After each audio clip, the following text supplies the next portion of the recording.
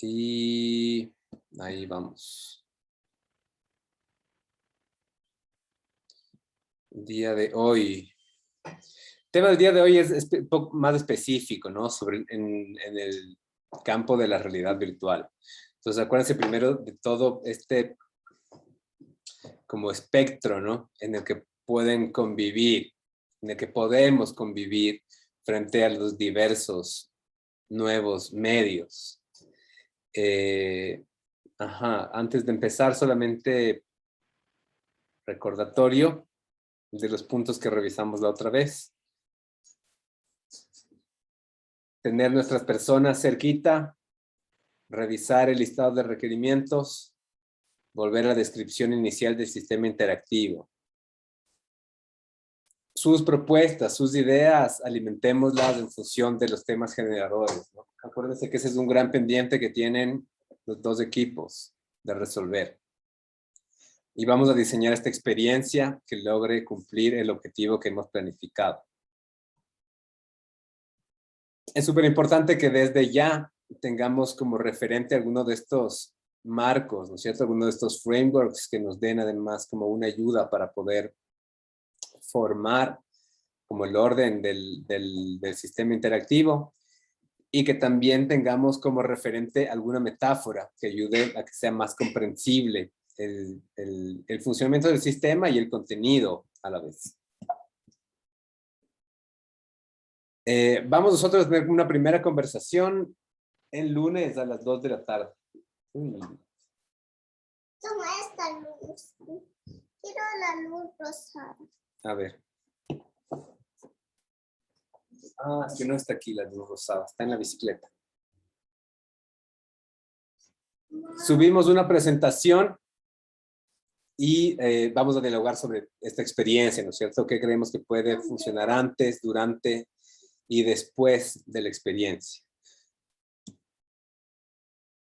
En la presentación, ¿cierto? Que no debería contener más de 10 minutos, estos son como los elementos que tienen que incluirse. Esto vamos a obviarlo todavía.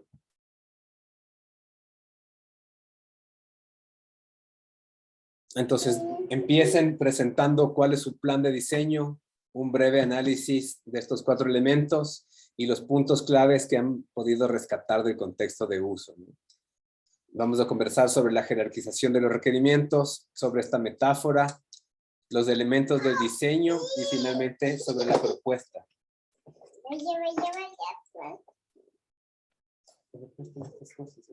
Van a jugar con tus juguetes, Chola. Dime. Ahorita no tengo, ¿ya? Van a jugar con sus juguetes. Entonces, esto podemos presentar como un escenario. Piensen que todos estos recursos que hemos analizado previamente nos sirven también para generar propuestas, ¿no? Hasta acá, preguntas, Cholos.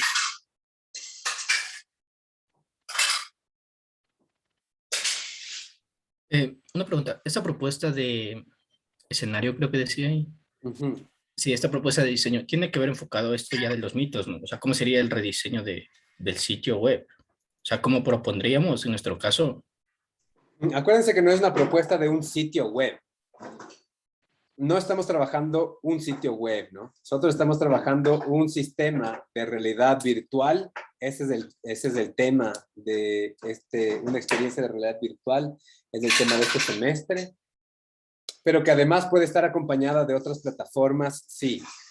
Del sitio web vamos a sacar contenido, pero no se presenta necesariamente en un formato web. La realidad virtual puede estar presente a través de información web, sí, pero también puede estar presente en una proyección de un espacio o puede estar presente a través de un headset. Entonces no es en la web, ¿no? Y el escenario que vamos a plantear, esta experiencia que vamos a detallar, puede tener como diferentes formas que la acompañen, distintas interfaces.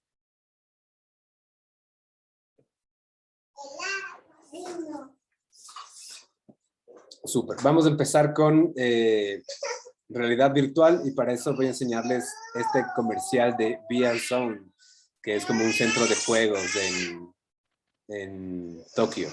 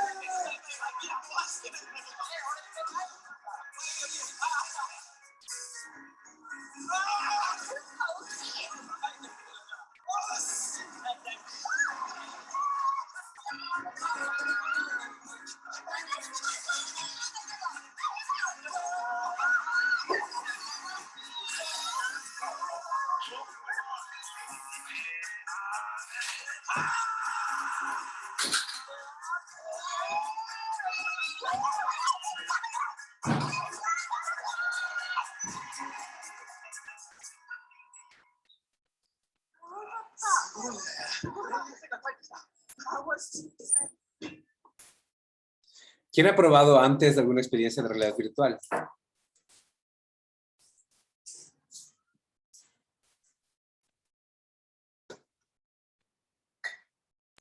Yo, sí. ¿De qué iba a darle? Era como de un carrusel en donde te sentabas y esa cosita se movía. Entonces tú te ponías unos lentes así y parecía que bajabas, que subías, pero no sé, no parecía tan real, no, o sea, no recuerdo exactamente por qué.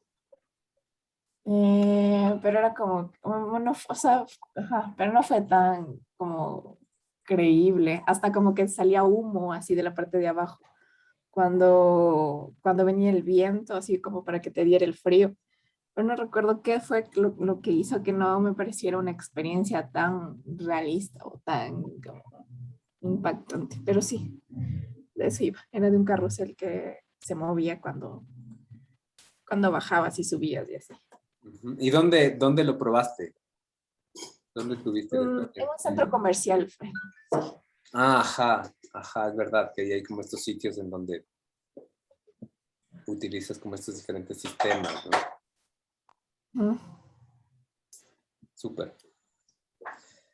Vamos a ver en qué consiste, ¿no es cierto? ¿Cuál es como el propósito que puede tener? ¿Cuál es la definición específica? ¿Cuáles son como los elementos que están vinculados?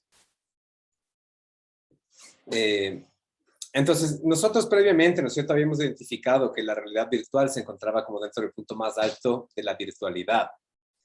Entonces, en este punto, lo que identificamos es que con la realidad virtual intentamos hacer posible una experiencia que combine estos dos elementos, sensores y motores, ¿no? Es decir, los distintos sentidos, cómo podemos utilizarlos para percibir una realidad y también los diferentes mecanismos, ¿no? Los diferentes efectos que puedan, las diferentes acciones que puedan afectar a nuestro sistema motor, para que también tengamos como ya finalmente una percepción, ¿no es cierto? Que tengamos como esta interiorización cognitiva de que una persona o varias personas se encuentran en un mundo que es artificial, que ha sido creado digitalmente y que puede tener como estas diferentes lógicas, ¿no es cierto? Puede ser como un mundo imaginario, un mundo simbólico, una simulación del mundo real.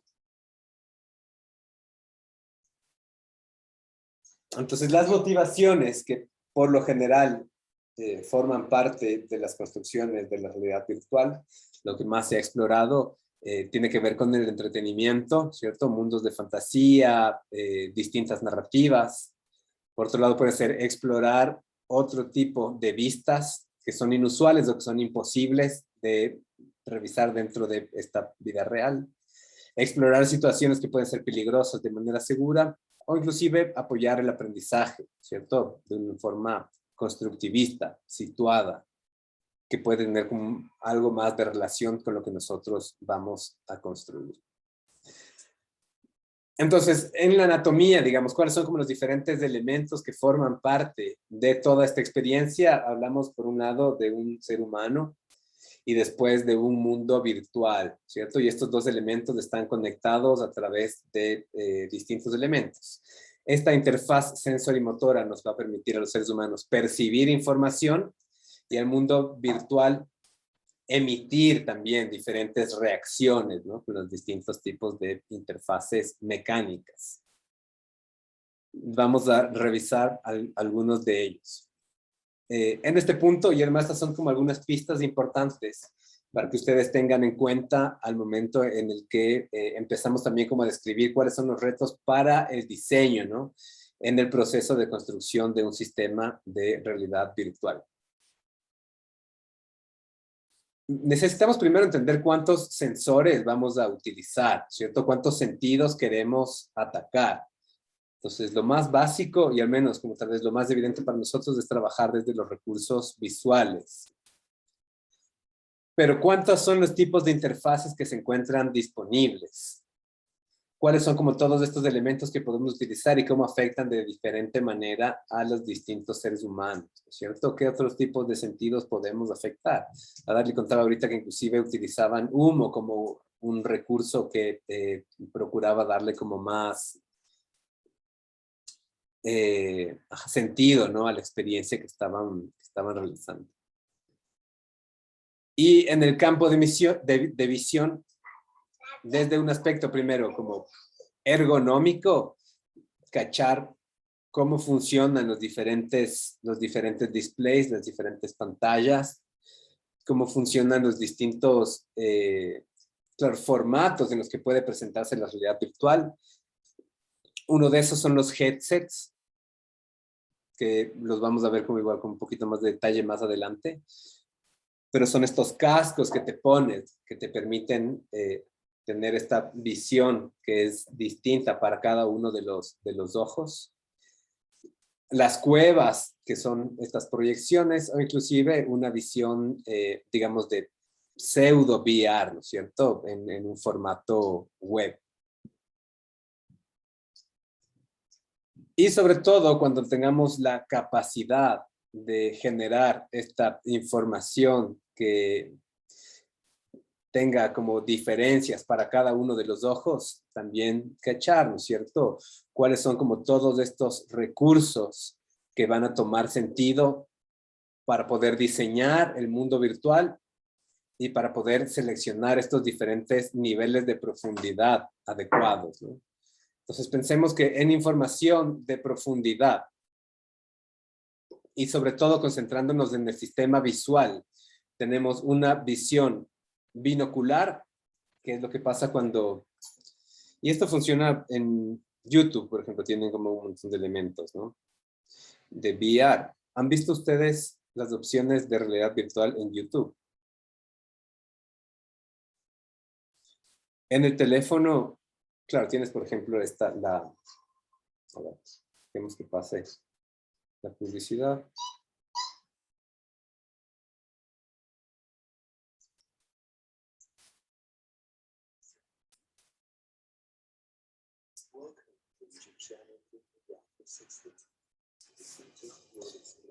En YouTube, ¿no es cierto? Tienes como, uy, bueno, ahorita van a ver como muy pocas cosas. Ajá, ahí.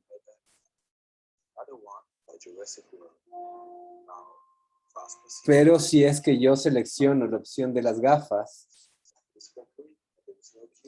se genera la visión estereoscópica, ¿no? La visión estereoscópica no es más que la representación del mismo escenario con dos cámaras distintas que van a enviar información distinta a cada uno de los ojos. Esto es de información binocular. En los headsets se reproduce muchísimo esta lógica, pero también si queremos utilizar Google Cardboard, ¿no? Que son estas...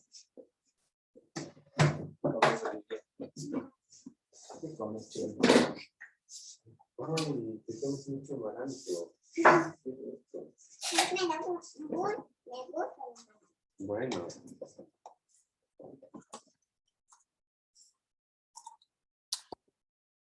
Con las gafas de Google Cardboard, ¿no es cierto? Tienes como la posibilidad de incluir el teléfono con este formato, así no vas a poder, José. Es una tecnología súper sencilla, Google Cardboard. Fíjense que solamente es como una caja de cartón en donde Quiero metes hacerlo el yo. teléfono después, ¿ya? Después de que termine clases, te presto aquí. Cuando termines tú. Sí, cuando terminemos las clases te puedo No, prestar. cuando termines eso. No.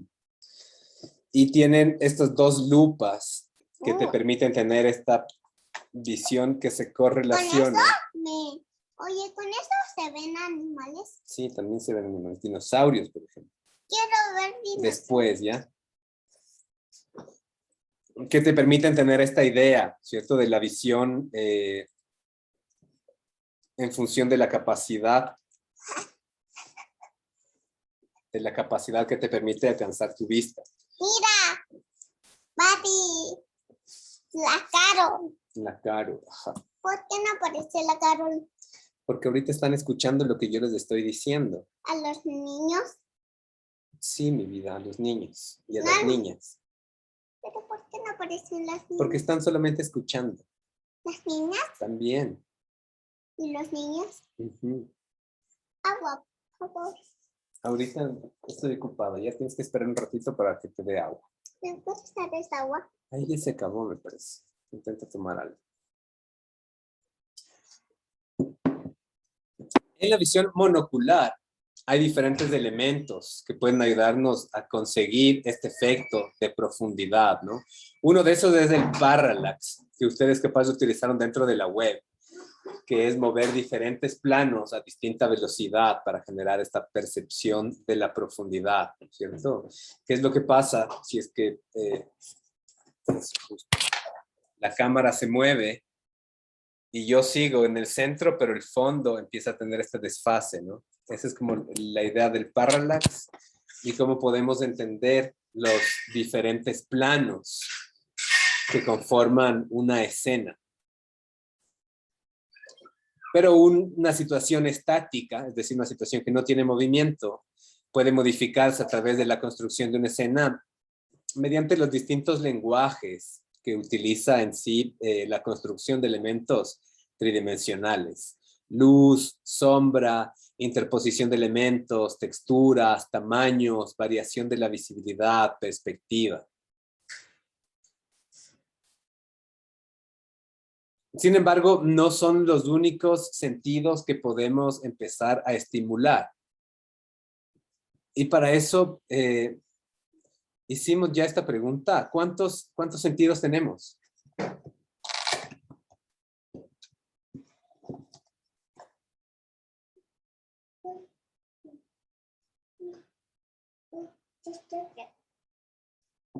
Qué bonito. 5, ¿no? ¿Ya has comprado? 5. Ese es... Ajá. ¿Te compraste? ¿Qué cosa? ¿Esto? Sí. Sí. Quiero ver. ¿Cuáles son los 5 sentidos?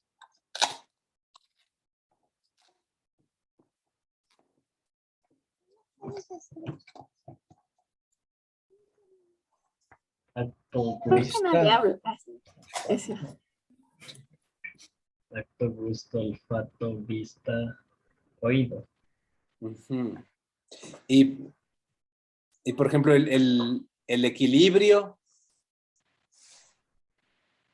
¿con cuál de esos 5 sentidos se siente?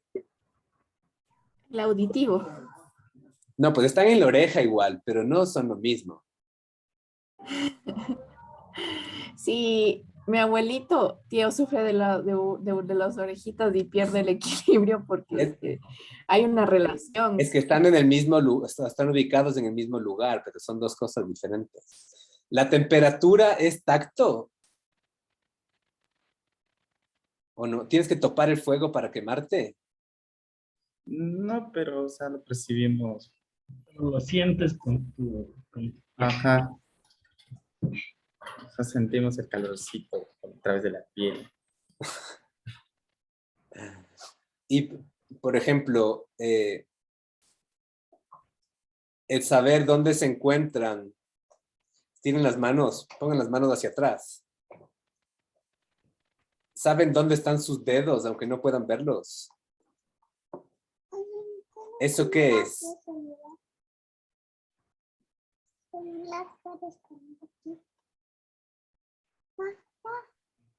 A ver, vamos a ver un video mejor. Debe ser una aproximación de ubicación. Papá, Eso se llama propiocepción. papi, papi. Back in kindergarten, we're all taught that there are 5 senses: sight, hearing, touch, taste, and smell. Aristotle defined these in his book, De Anima. He then wrote, one might be confident that there is not another sense beside the 5. And we've been listening this way ever since. But our ability to sense is incredibly complex. When Aristotle came up with his definitive list, he linked them to visible sense organs. But modern neuroscience recognizes there's more to it than that. If you close your eyes and put your finger near to your forehead, don't touch it, how do you know where your finger is? It's because you have position sense, or proprioception. That's Bruce Sturdy, a Scottish genealogist and author who wrote about sensory perception. You can open your eyes now. If you get up and walk around, do you trip over your own feet? Hopefully not. Your sense of sight prevents you from walking into a wall, but proprioception tells your brain where your feet are, so you can walk without falling over yourself. And this is different from just feeling the ground under your feet. Scientists believe this sense works with receptors in your joints, ligaments, and muscles to give you an awareness of your body. It's also why your Little League coach told you to keep your eye on the ball. You didn't need to watch where your hand was in order to catch it. It doesn't stop there. There are actually some pretty extensive lists of other senses that vary depending on how you define them. By their popular definition, senses are restricted to 5 sensory organs. But what about the organs that didn't make the cut? There are 2 sensory organs in your ear alone, and they're both responsible for very different things. One picks up sound waves for your sense of hearing, and the other maintains balance or equilibrioception. We can stay upright because there's a vestibular system inside our ears. It's made up of fluid-filled semicircular canals and small hairs that pick up movements. The brain combines signals from the vestibular system with other senses to maintain balance. Try standing on one leg. Easy, right? Now, shut your eyes. It's hard to do that with your eyes closed, at least without practice. That's because vision makes it easier to balance as it clarifies the orientation of the world around you. This partial reliance on vision is also why some people get motion sickness. When the movement you see around you doesn't match the signals the vestibular system is sending to the brain, you get disoriented. Organs aside, the list of senses really starts to expand when you define them based on receptors in your body. We'd arguably have to list thousands based on smell alone. Or we'd create subcategories like we already have for taste based on an outdated taste map. Touch can be broken down into categories too. When you hold your hand over a hot stove, you can feel heat without touching it. That's thermoception. It takes an entirely different group of receptors in your skin to recognize changes in temperature. We can also separate things like pressure and pain. These are different sensations based on different receptors that send signals to a different part of your brain. Listing just 5 senses means we're leaving out a lot of things that actually keep us alive and functioning on a daily basis. And don't even get me started on the senses we don't have. So this begs the question, is teaching 5 senses really the best way? It's just an easy shorthand. I think the thing about the other 5, the classic ones, they don't only work that way, that's how we tend to talk about them. It's about the outside world. When we're young, learning these 5 senses is a really simple way to make sense of the world around us. These senses are often based on external stimuli, and because we have visible organs to link them to, they're easy to test in a classroom. We can touch objects, hear music, see the classroom, smell a flower, taste our lunch. But what happens when we feel hot or cold in a room, or we lose balance and fall over? These senses are hard to ignore, but they can't be classified as the ones we learn. We don't have a lot of conscious awareness of how complicated our physical bodies are when they move about the world and the processing involved in that. Because as soon as you do think about that, then you have to start thinking of these issues around sensation within the body. Learning 5 basic senses is a pretty good place to start. But next time you stub your toe, think about that sensation. It's one of the many senses your kindergarten teacher never told you about.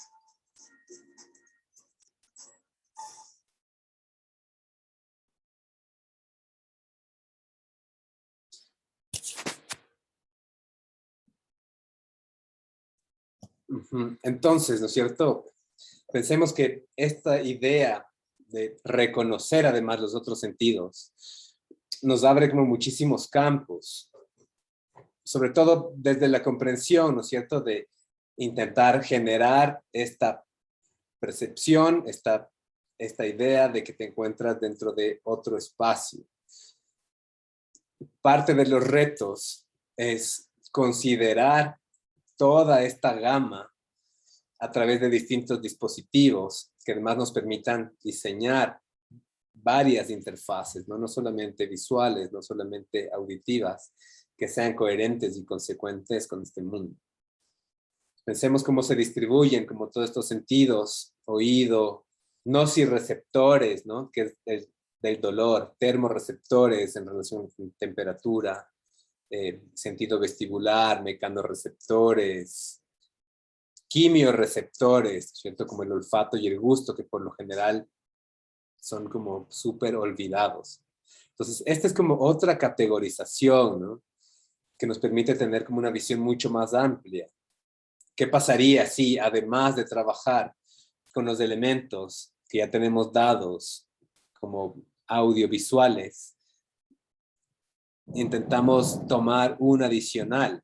¿Qué pasaría si además de, ¿cierto?, audiovisual intentamos combinar con termorrecepción?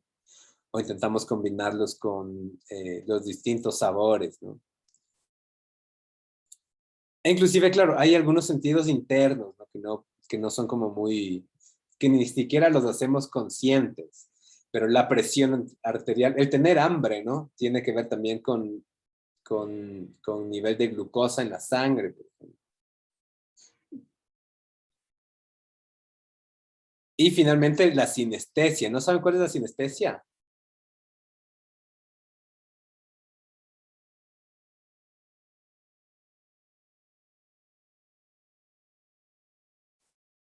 Sinestesia.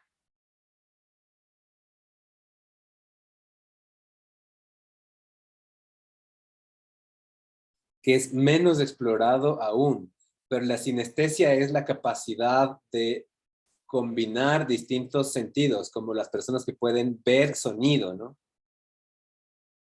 O que puedes saborear los colores. Entonces existen también como capacidades, sobre todo a través de los nuevos medios, de estimular como estas combinaciones. Y, esto creo que antes de finalizar con el tema de seres humanos, ¿no es cierto?, pensemos con algunas limitaciones cognitivas que pueden afectar también, sobre todo a la coordinación, ¿no? No sé si es que lo hablamos ya en la sesión de realidades mixtas, ¿cierto? Pero, sobre todo pensemos, ¿no es cierto?, en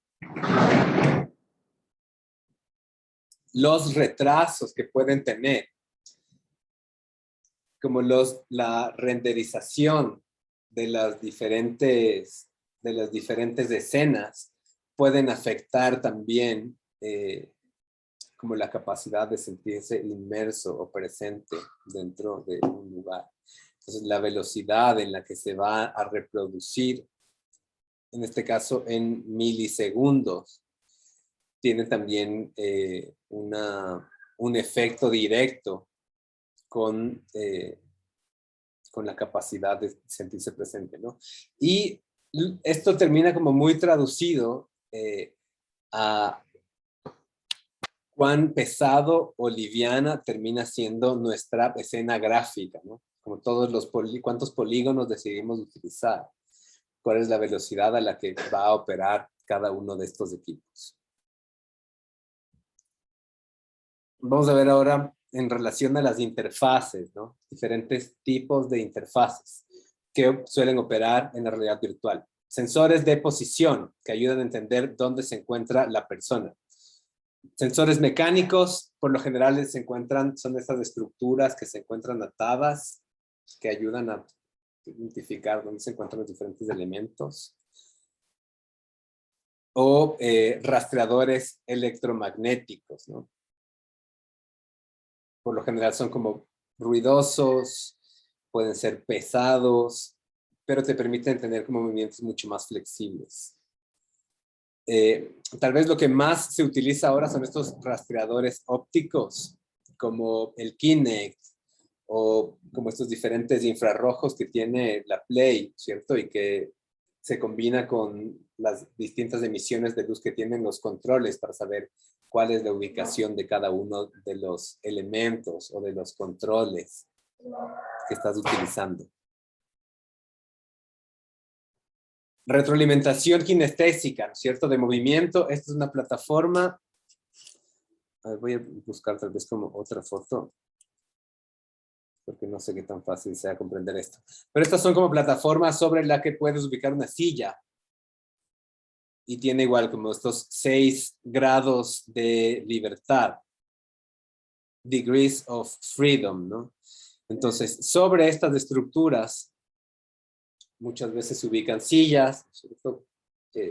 Comandos, para que tengas esta simulación de que también se está moviendo el espacio en el que te has subido.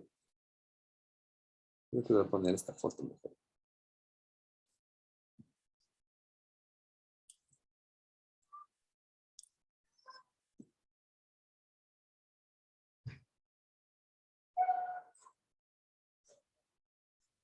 Retroalimentación de fuerza, como dispositivos externos que mueven tu mano, o estos exoesqueletos, que los conversamos ya en el tema de interfaces, que son capaces de ubicar tu mano. Está chispeando. Sí, ya llueve duro. Está chispeando. ¿Está cayendo nieve? No nieve, solo está cayendo lluvia, agua. Anda, a veces que cae granizo. Anda, asómate para ver si cae granizo. No sé cómo cae granizo. Son esas gotas de hielo que cayeron otra vez. Quiero ver la gente está aquí. Ya desde aquí puedes ver. Quiero ver. Hay distintas interfaces que tienen la capacidad de vibrar, ¿no? Los controles, los comandos, o diferentes sistemas ultrasónicos que mandan presión a velocidades súper rápidas. Y, claro, evidentemente los distintos tipos de interfaces, ¿no? Entonces, interfaces visuales, sobre todo, head-mounted displays, ¿cierto? Estos HMD, los headsets de los que hablábamos, las cuevas, que son estos sistemas de proyección, claro, cualquier otro tipo de proyector, de domo, etcétera. Y las interfaces de sonido, ¿no? Como parlantes, audífonos, micrófonos, pero inclusive olores o vehículos que pueden tener ya como todos estos componentes incrustados dentro de un solo sistema.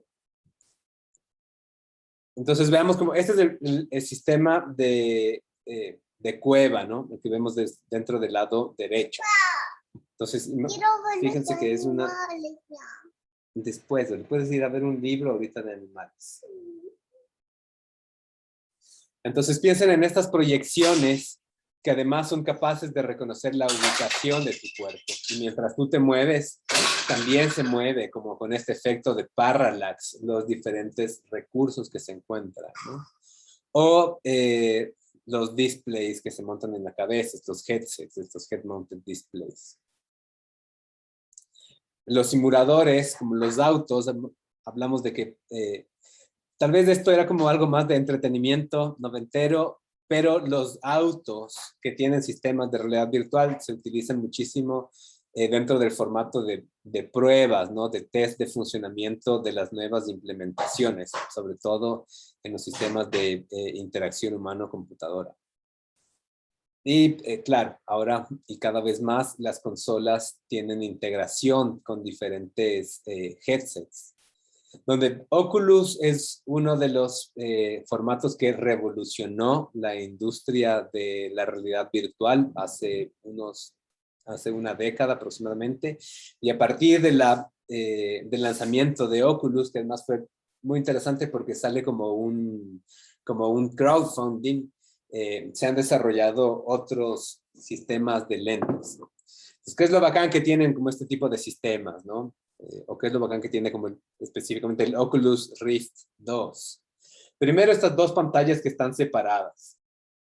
Y los lentes que te permiten tener una resolución que combinando los dos espacios son como Ajá, 2160 por 1200 píxeles.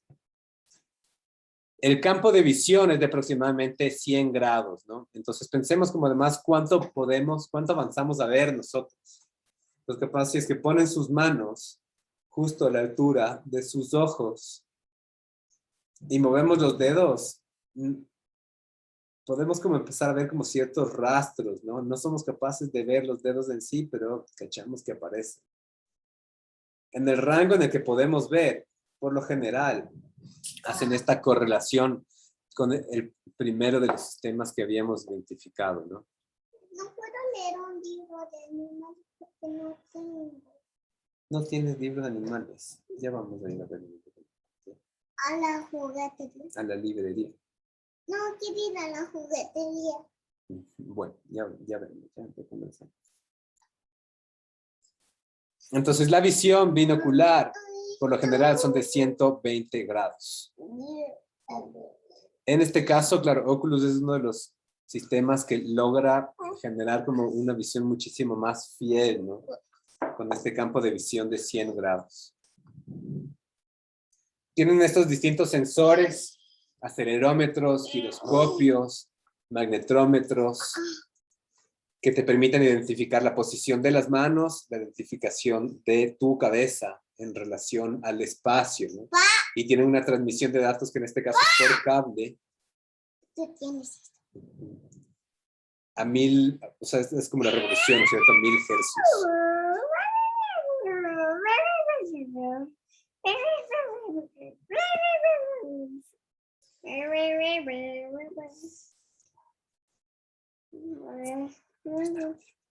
De los Simpsons, pero ven a ver esto. Ven a ver.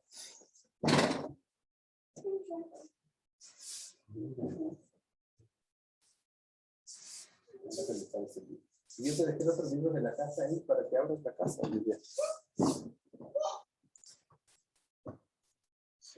Tiene igual seguimiento óptico por infrarrojos, ¿cierto? El sistema de infrarrojos son básicamente dos sensores. El uno emite información infrarrojo y genera como una malla dentro de todo el espacio. Y el otro captura cuánto se demora esa información en regresar para tener como esta noción de profundidad. Sistema de audio 3D. ¿Han probado como esos audios 3D? Como el del la peluquería. Sí. Claro, es increíble, ¿no es cierto? Como la capacidad además que tenemos a través del audio de generar como esta noción espacial. La conexión por cables que tienen como alta transmisión de datos, entre otras cosas, ¿no? Eso desde la lógica de las interfaces. Y el otro elemento que es súper importante de entender dentro de esta triada, ¿no? Entre las personas, el sistema sensorimotor y el mundo virtual, es ya cuáles son como estos tipos de espacios que podemos desarrollar, ¿no? Y cuáles son como todos los componentes que tienen también como unos retos directos sobre el diseño. Primero conversamos que hay distintas aplicaciones, ¿no? Podemos trabajar sobre mundos simulados, que es como lo más convencional. Casi siempre están vinculados a sistemas de entrenamiento, de ingeniería, de armados, sistemas imaginarios, ¿no? Juegos, mundos sociales, o estos sistemas simbólicos que terminan siendo como una abstracción, formatos de visualización de datos, información científica, estas especies de infografía, ¿no es cierto? Que por ejemplo, dentro del sistema de línea de tiempo deberán de alguna manera desarrollar. Entonces, todos estos sistemas, todos estos entornos virtuales, terminan siendo objetos que se representan como mallas de polígonos, ¿no? Estas son como las cosas que ustedes seguramente revisaron ya. Muchas de estas cosas pueden ser como tal vez muy básicas para el nivel que ustedes ya están manejando en 3D. pero nos permiten a través de estos polígonos construir elementos tridimensionales. Entonces, en el sistema de la realidad virtual, a toda la escena se la denomina como el scene graph, ¿no es cierto? Como esta escena gráfica, que explica además toda la relación que va a existir entre los diferentes objetos que hemos modelado. O muchas veces se trabaja con estos elementos bidimensionales que tienen texturas que te hacen representar una tridimensión, ¿no? Son elementos bidimensionales que están ubicados dentro de un espacio tridimensional. Sistemas de iluminación, objetos animados e inclusive niveles de, claro, como escenarios físicos, ¿no? ¿Cuál es la física a la que está sujeta un espacio en particular? ¿Qué objetos son sólidos y qué objetos pueden ser atravesados? ¿Cuál es la gravedad con la que pueden ocurrir estas animaciones o los movimientos que estén permitidos? ¿Cuál es el sistema de colisiones, de deformaciones que puede tener un escenario en particular? E inclusive identificar cuál va a ser el punto de vista a través de esta noción de esta cámara en movimiento, a través de la que el usuario va a experimentar la escena, ¿no? ¿Quieres cereal? ¿Quieres cereal? Ya, espérame un ratito y te voy a dar cereal. ¿Quieres cereal con leche? Ya, tienes que esperarme un rato. Tienes que terminarte además del amaranto que te cogiste. Anda a comer más amaranto que te cogiste.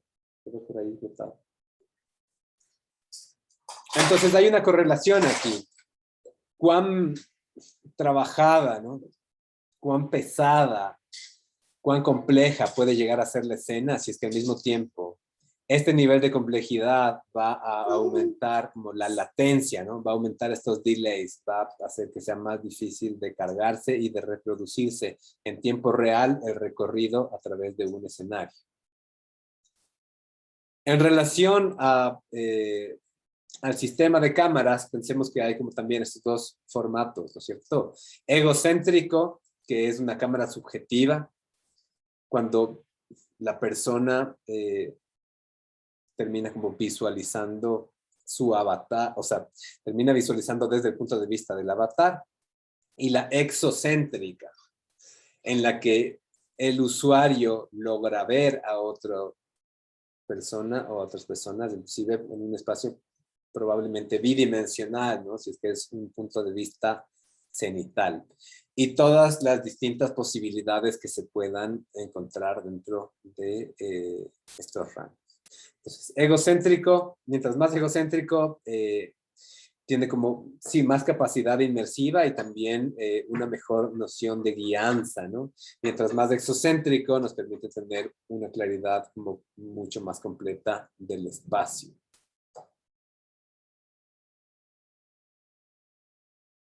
Y la conexión que puede existir entre también los diferentes headsets y la capacidad de mover la cámara con el movimiento de tu cuerpo o de tu cabeza, ¿no? Entonces pensemos que lo más básico, y esto pasa inclusive con el teléfono, ¿no? Cuando ustedes, cuando vimos como esta idea de Mundo 360 en YouTube, tú tienes la capacidad de girar el teléfono como dentro de tu propio eje. Sin embargo, en los sistemas de realidad virtual nos interesa sobre todo tener la capacidad de aprovechar estos 6 grados de libertad que tienen que ver con los movimientos de arriba hacia abajo, de atrás hacia adelante y de izquierda a derecha, y al mismo tiempo de los distintos tipos de rotaciones, ¿no? Son el pitch, el yaw y el roll. Entonces, en un sistema como el de Oculus Rift o HoloLens, tienes la capacidad de identificar como las diferentes posiciones y los diferentes movimientos, ¿no? Cuando trabajamos con un web VR, ¿cierto? Con una realidad virtual en un formato web o en el teléfono, suelen ser mucho más limitados, ¿no? Suelen ser como muchísimo más limitados, y tenemos que explorar también cuáles van a ser las diferentes maneras de trabajar estos controles a través de dispositivos como el mouse, como controladores de juego, como acciones dentro del teléfono, o como distintos periféricos adicionales que deseemos utilizar. Chelita. Ujú. ¿Qué estás haciendo? Mira dónde estoy. ¿En dónde? En los bloques. Entonces, de la práctica, ¿no es cierto? Sistemas de modelado 3D y animación, hay un montón. Me imagino que usted está trabajando con Blender, pero Autodesk puede trabajar con 3D Max o con Maya, Softimage. Para el mundo de los videojuegos, sobre todo dentro de sistemas tridimensionales, Unreal, Unity, ¿cierto? Hubs, que fue como esta propuesta de Mozilla, nos permite como generar escenas como súper interesantes, o formatos inclusive web, ¿no? Como WebVR, HTML5, el mismo Processing nos permiten realizar con estas diferentes operaciones, ¿no? Java. Y dentro de estos espacios, además tenemos la capacidad de identificar que no tenemos por qué aparecer solos. Entonces, no solamente estamos hablando de los escenarios que podemos construir, sino también de la capacidad de generar sistemas de colaboración local o inclusive de colaboración remota, ¿no? En la colaboración local, pensar, sobre todo con interfaces inmersivas, cómo un headset termina obstaculizando la relación entre estos dos personajes, o cómo las pantallas estereoproyectadas, como las cuevas, tienen un punto que es óptimo para una persona, pero para las otras no. Para las otras personas terminan viendo deformaciones. Entonces, si es que va a existir un sistema de colaboración local, identificar cuál sería el formato adecuado para realizarlo. Si es que un estudiante tiene un headset y tiene que ser asistido por su profesor, ¿cuál sería la manera correcta de hacerlo? O si es que dos estudiantes van a participar en colaboración, ¿cómo pasaría esto, no? Y si no, los sistemas que ya tienen como multijugadores, ¿no? Identificar si es que serán como de nuevo espacios estáticos o dinámicos.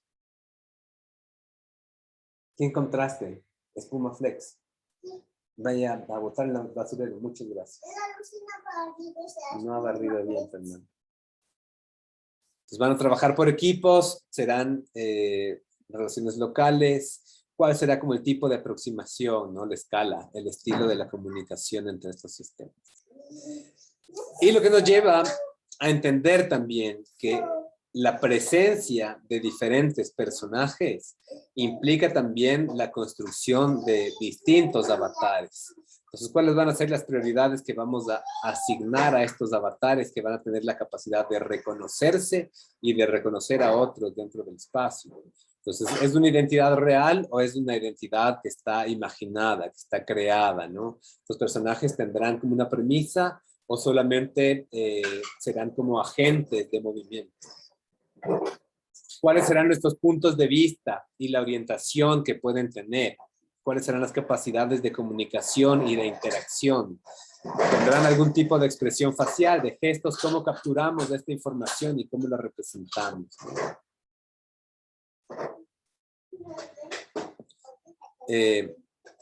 Finalmente, ya después de haber pasado por estos 3 puntos, tal vez como de una manera un poco más holística, ¿cierto?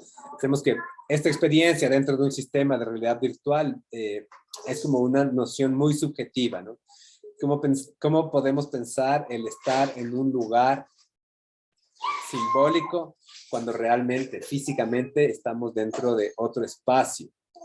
Entonces, ¿cuáles son como todos estos componentes tecnológicos que nos permiten eliminar el mundo real y reemplazarlo a través de un mundo virtual por todos estos elementos multisensoriales enriquecidos, ¿no?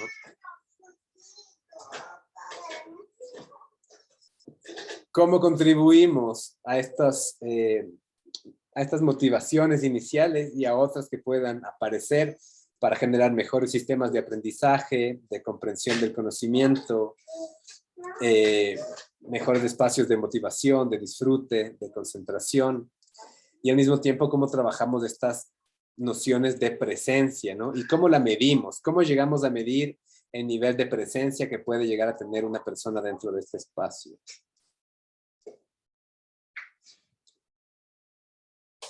Factores que son súper importantes tomar en cuenta para el grado de inmersión, por ejemplo. ¿Cuál va a ser el campo de visión? ¿Cuál va a ser la resolución a la que se va a ejecutar? La latencia, ¿no es cierto? Como esta frecuencia de actualización. Sí, niveles de latencia. ¿Cuál va a ser el modo de navegación? ¿Cómo voy a moverme a través de este terreno? ¿Cómo camino? ¿Vuelo? ¿Salto? ¿Me teletransporto? ¿Cuál es la percepción que tengo de mi propio cuerpo? O inclusive si es que llega a pasar, ¿no es cierto? ¿Cuál es la percepción que llega a tener de mis manos? ¿Cómo lidiar con interrupciones externas, no? Y de una manera como súper importante esta noción del flow, esta combinación entre narrativa, jugabilidad, frente a las posibilidades de frustración y aburrimiento dentro del espacio. Los modelos mentales, habíamos conversado como este sistema de comunicación que debe generarse entre el diseñador y el usuario, ¿no? ¿Cuál es este formato que decido conceptualizar, este modelo conceptual que parte de la comprensión de cómo cuáles son las expectativas de la otra persona? Y en este punto también entender cuáles son las expectativas que tiene nuestro usuario y empatar con el mundo que estamos desarrollando. Y había un punto súper interesante que apareció cuando veíamos el video de los sentidos, ¿no es cierto? Decían que muchas veces se combinan más de un sentido para tener una experiencia. Entonces, aparecía el video del perro que estaba viendo por la ventana, y te decían muchas veces, cuando tu cuerpo siente que estás en movimiento a través del sentido vestibular o a través de la propiocepción, pero tus ojos te dicen que estás quieto porque estás viendo únicamente adentro del carro, tienes como una incompatibilidad de estímulos dentro de tu cerebro, ¿no? Y te mareas y vomitas. En los sistemas de realidad virtual puede pasar lo mismo, pero al revés. Estos se denominan como ciberenfermedades, ¿no? Cyber sickness. Y los síntomas son muy similares a este tipo de náuseas, ¿no? Malestar, somnolencia, fatiga, vómito. Esto pasa de una manera, claro, como totalmente opuesta, ¿no? Tus ojos tal vez te dicen que te estás moviendo, pero tu sentido vestibular no empata estos dos movimientos. Entonces estás en el carrusel, viendo cómo se mueve todo el carrusel, pero tu cuerpo está quieto. Estos conflictos sensoriales, estas discrepancias pueden generar como estos posibles malestares, ¿no? Entonces hay que tener muchísimo cuidado. Sobre todo, claro, sobre todo en niños, siento que se marean todo el tiempo. Entonces tener como muy en cuenta factores técnicos, no trabajar con movimientos muy discordantes, tener como un amplio campo de visión, tener cuidado con ángulos de visión que sean como muy extremos, a los que no estemos acostumbrados, una frecuencia de actualización que sea de al menos 10 frames por segundo, no tener como muchas pantallas parpadeantes, no pasar mucho tiempo usando el sistema, ¿no? Son como algunas de las recomendaciones básicas. Tener cuidado con la posición desde la que se quiere que interactúe el usuario y tener cuidado con algunos movimientos que por lo general parecen comunes pero pueden no ser, ¿no? Cambios de velocidad, subir escaleras, saltar, etc.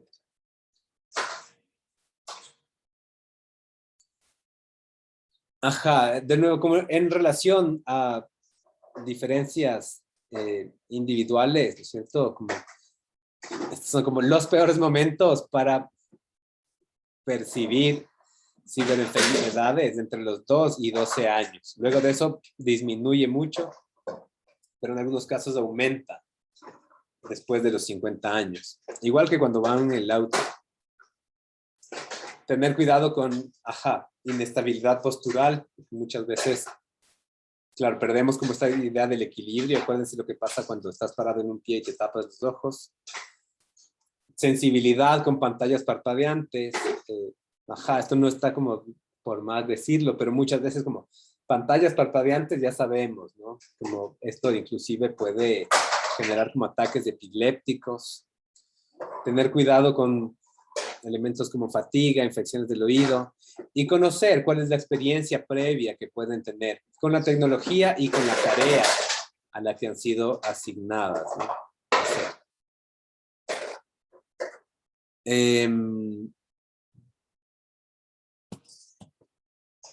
Ya, vemos esto por último, como en relación, esto deberíamos moverlo de aquí y pasarlo acá. ¿Cachan el Uncanny Valley?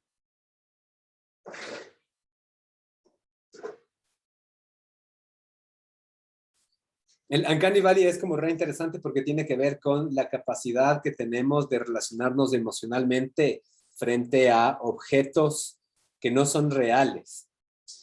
Entonces, yo qué sé, por una tostadora capaz que no sientes como muchísima empatía, pero si es que la tostadora empieza a tomar como forma como un poquito más antropomórfica, te empieza a gustar como un poco más, ¿no? La ves como más bonita.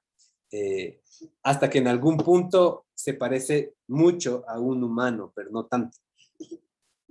Cuando se empieza a parecer mucho, termina generándonos miedo. Si se parece mucho a un ser humano, puede llegar a generar como miedo, ¿no? Como esta inconformidad. Entonces, mientras más se va pareciendo a un humano, a un animal, va mejorando nuestra relación emocional. Es la Darly. Ya hablaste con ella. Porque quería ponerse orejas de gato. ¿Es una corona? No lo sé. Creo que son solo orejas de gato. Ajá. Papi, entonces solo tener esas Ajá, idea de tus caras de papa. Anda a armar tus caras de papa a ver cómo quedan ya. Entonces tener como esos cuidados del momento en el que vayamos a generar también nuestras representaciones. Pero se supone que en algún punto, ¿cierto? Cuando logremos cruzar como un umbral de qué tanto se parece hasta llegar a tener una creación en la que ya ni siquiera puedas diferenciar qué es un robot y qué no es un robot, o qué es un CGI y qué no es un CGI. Se rompe como de nuevo esta como molestia y supera nuestra respuesta emocional en los niveles de relaciones que hemos tenido antes, ¿no? Vamos a buscar acá también, seguro hay como Uncanny Valley, como algunas representaciones gráficas que nos ayuden como a entender mejor. Eso.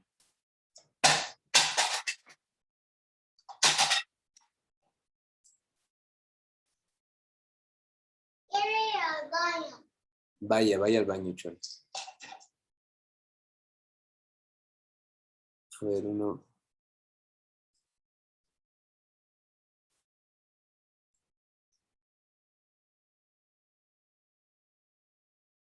Ajá, este no es con robots, pero tiene como esa lógica, ¿no? Mientras más se empieza a aparecer algún ser humano, mientras más forma antropomorfa llega a tener, nuestra respuesta emocional se incrementa, ¿no? Hasta el punto en el que es muy humano, pero no es humano. Como una marioneta. ¿Cómo se llama? Androide que tiene nacionalidad de Emiratos Árabes Unidos, este robot. ¿Cachan?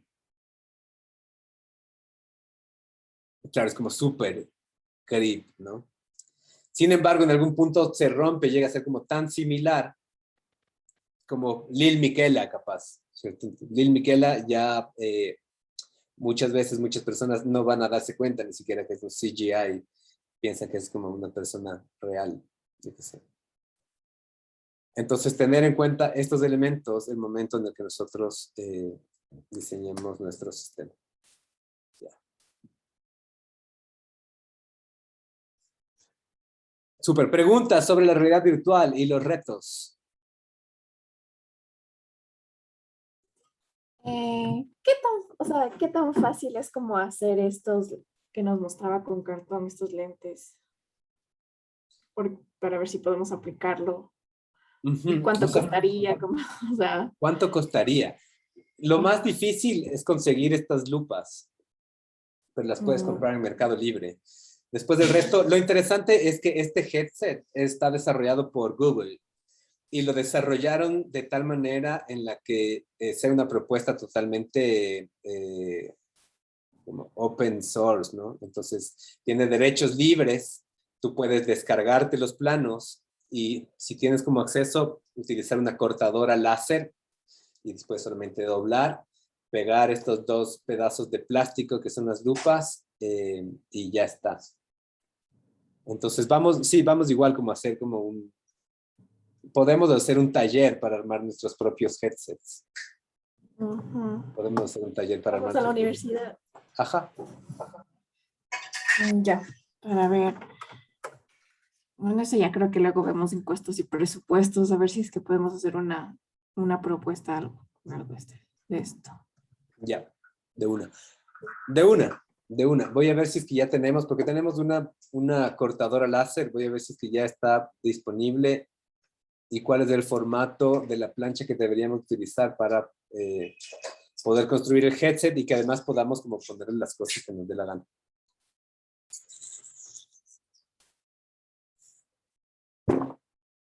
¿Tú por qué vienes a molestar? Dame un beso. ¡Uy! Listo, entonces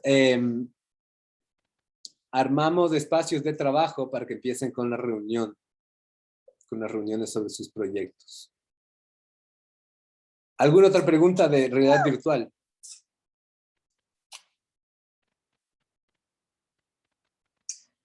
No.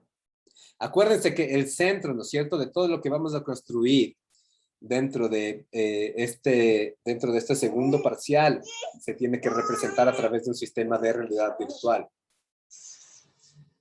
Que eso no significa que no puedan existir otros elementos adicionales que logren correlacionarse. Entonces, la propuesta podemos llegar a prototiparla de diferentes formatos. Va a depender como muchísimo de cuál sea su propuesta, identificar cuál es la plataforma adecuada para crear estos prototipos de diferentes niveles de fidelidad.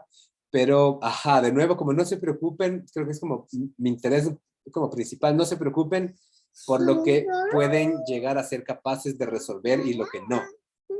Prefiero que lleguemos a hacer como propuestas que sean muy interesantes, aunque solo prototipemos como un fragmento de ellos, a que ustedes mismos decidan como recortar su idea para... Espera un rato, estoy hablando, ya no hagas bulla, no hagas bulla. A que ustedes recorten su idea por miedo a no poder hacer algo, ¿no? Entonces nosotros somos diseñadores y vamos a trabajar en generar una propuesta de diseño. Estoy hablando, Lidia, tienes que esperar un ratito. A generar una propuesta de diseño que sea lo suficientemente innovadora, interesante, satisfactoria, eficiente, eficaz, ¿no? Eso, chicos. Les abro los espacios entonces.